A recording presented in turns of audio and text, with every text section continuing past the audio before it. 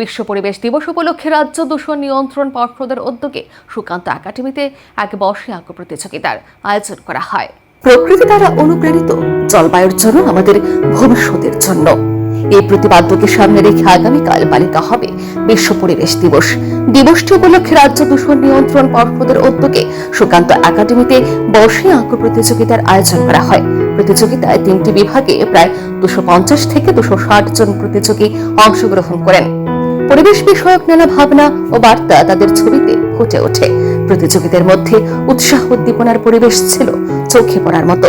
বিশ্ব পরিবেশ দিবসের মূল লক্ষ্য পরিবেশ সংরক্ষণ ও সুরক্ষা সম্পর্কে জনসচেতনতা বৃদ্ধি করা। জলবায়ু পরিবর্তন, প্লাস্টিক দূষণ, বন উজাড় এবং জীব বৈচিত্র্য হ্রাসের মতো বৈশ্বিক চ্যালেঞ্জ মোকাবিলায় মানুষকে সচেতন ও পরিবেশ বান্ধব জীবনযাপনে উৎসাহিত করাই এই দিবসের অন্যতম উদ্দেশ্য।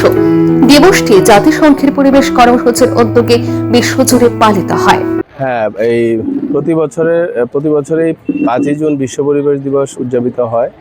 এই বছরও 5ই জুন আমরা বিশ্ব পরিবেশ দিবস উদযাপিত করছি।